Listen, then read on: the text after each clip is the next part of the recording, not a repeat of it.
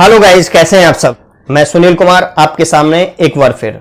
दोस्तों, parts of speech का topic हमारा चल रहा था, उसमें हमने नाउन, प्रोनाउन और एडजेक्टिव पर वीडियो बना दी है। आज हम वर्ब के बेसिक कॉन्सेप्ट को समझेंगे। तो वर्ब क्या है? वर्ब वह है जो हमें वाक्य में किसी काम के होने का बोध कराती है। इसे हम डेफिनेशन से समझेंगे। A verb is a word used for saying something about some person or thing। मतलब वह शब्द जो किसी व्यक्ति या वस्तु के बारे में कुछ बताता है या कहता है, वर्ब कहलाता है। या फिर हम यूं कहें कि a verb is a word that states something about a person or a thing।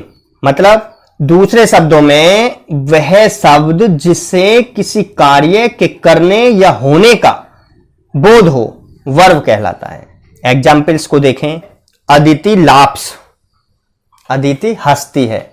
The dog is dead, जो कुत्ता है वो मर गया है। The boys are eating food, लड़के खाना खा रहे हैं। Aditya goes to school, Aditya school जाता है। The policeman arrested the thief, policeman ने चोर को अरेस्ट किया। तो जितने भी सेंटेंस हैं इनमें laughs, is, are, goes, arrested, ये जो शब्द हैं इनका प्रयोग Aditi, the dog, the boys, Aditya, the policeman के बारे में कुछ कह रहा है, अर्थात कुछ बता रहा है। इनके बारे में पता किससे लग रहा है? हमें इन वर्ब से, कि ये हमारे सब्जेक्ट हैं, ये वर्ब के माध्यम से हमसे कुछ कह रहे हैं। और जिनके माध्यम से कुछ कहा जाए, कुछ बताया जाए, कुछ करने होने का बोध हो, वही शब्द हमारे वर्ब कहलाते हैं। अर्थात ये वर्ड कौन कौन से? जैसे laugh, is, are, goes, arrested, ये सारे के सारे जो वर्ड्स हैं ये हमारे वर्ब्स हैं। एक वर्ब हमें क्या क्या बताती है? वॉट ए पर्सन और थिंग डज, कि जो पर्सन है या वस्तु है वो क्या करती है, वो काम को होने के बारे में बताती है।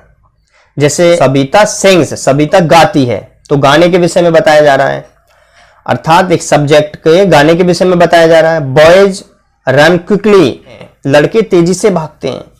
दूसरा है what is does to person और थिंग, जो पर्सन या थिंग है उनके माध्यम से क्या काम हो गया। जैसे the chair is broken, chair टूट गई, तोड़ दी गई। विनय इज पनिश्ड, विनय को पनिश किया गया। नेक्स्ट है व्हाट इज ए पर्सन और थिंग, पर्सन और थिंग क्या है? जैसे कि द डॉग इज डेड, जो डॉग है वो मर गया है। जैसे गिलास इज ब्रिटल, जो गिलास है वो भंगुर है या टूटने लायक है, टूट सकता है, नाजुक है। अब देख लेते हैं काइंड्स ऑफ वर्ब।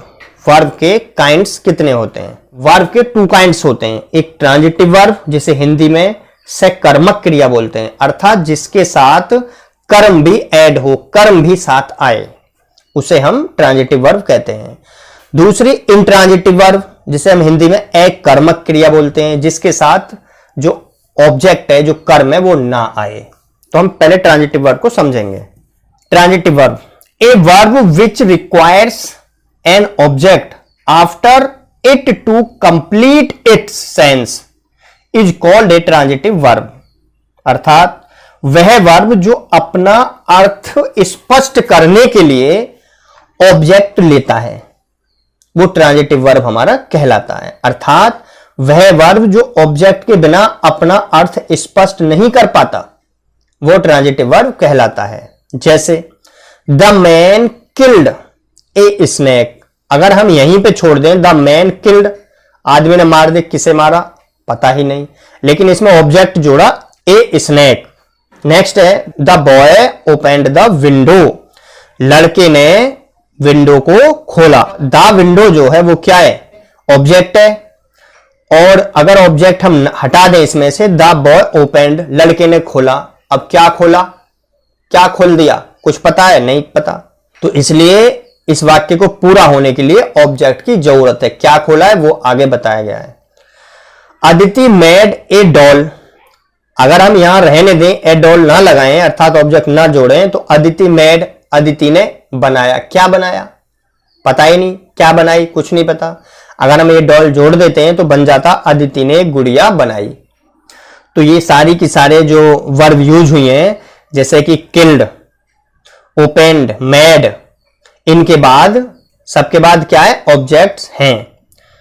ऑब्जेक्ट्स क्या है, फर्स्ट में मैंने बताया ए स्नैक, सेकंड में मैंने बताया द विंडो, और थर्ड में बताया ए डॉल। ये सब ऑब्जेक्ट हैं, इसलिए जो वर्ब है वो क्या है, हमारी ट्रांजिटिव वर्ब्स हैं। अब देख लेते हैं इंट्रांजिटिव वर्ब। इंट्रांजिटिव वर्ब क्या होती है? Intransitive verb, a verb which does not require an object to complete its sense but makes good sense by itself is called an intransitive verb. मतलब वह वर्ब जो अपना अर्थ स्पष्ट करने के लिए ऑब्जेक्ट का सहारा नहीं लेती है या नहीं लेता है, वह इंट्रांजिटिव वर्ब कहलाता है। अर्थात वह वर्ब को ऑब्जेक्ट के बिना ही अपना अर्थ स्पष्ट करता है, अच्छे से स्पष्ट करता है, वो हमारा इंट्रांजिटिव वर्ब कहलाता है। जैसे द मैन डाइड, आदमी मर गया। अब कोई ऑब्जेक्ट की जरूरत है, आदमी की बात हुई, आदमी मर गया, किसी और ऑब्जेक्ट की जरूरत है नहीं। जैसे कि द बॉय स्माइल्ड, लड़का मुस्कुराया। अब आगे कुछ है जरूरत, क्यों मुस्कुराया, क्या मुस्कुराया, ये वजह बताने की जरूरत ही नहीं, ऑब्जेक्ट की जरूरत नहीं, वाक्य यहीं फिनिश हो रहा है। जैसे कि द सन शाइन्स, सूर्य चमकता है। अब कुछ और जरूरत है, काला चमक रहा, पीला चमक रहा, जोड़ने की कुछ जरूरत नहीं है। ठीक है, अर्थात किसी की नीड नहीं है, तो ये वाक्य यहीं पे कंप्लीट हो रहे हैं विदाउट ऑब्जेक्ट के। तो ये हमारे ट्रांजिटिव वर्ब्स हैं। कौन कौन से इंट्रांजिटिव वर्ब्स हैं? डाइड, साइंस और स्माइल्ड हमारे इंट्रांजिटिव वर्ब्स हैं। अर्थात बिना ऑब्जेक्ट के अपना कार्य पूरा करते हैं, पूरा सेंस देते हैं। अब हम कुछ आपको इंपोर्टेंट फैक्ट्स बताते हैं वर्ब के। उसका रूल फर्स्ट है, कुछ ट्रांजिटिव वर्ब्स जैसे कि give, ask, offer, promise, tell etcetera दो ऑब्जेक्ट लेते हैं। अर्थात ये जो मैंने वर्ब्स बताई हैं ये दो ऑब्जेक्ट लेती हैं, जिनमें एक इनडायरेक्ट ऑब्जेक्ट और दूसरा डायरेक्ट ऑब्जेक्ट होता है। अर्थात जो हमारा व्यक्ति के विषय में बताए, लिविंग के विषय में बताए, वो हमारा इनडायरेक्ट ऑब्जेक्ट होता है, और जो वस्तु, थिंग के विषय में बताए वो हमारा डायरेक्ट ऑब्जेक्ट होता है। इनडायरेक्ट ऑब्जेक्ट का प्रयोग डायरेक्ट ऑब्जेक्ट के पहले होता है। एग्जाम्पल से समझते हैं, जैसे सी गैव मी एन एप्पल। अब सी क्या है? सब्जेक्ट है। गिव क्या है? वर्ब है।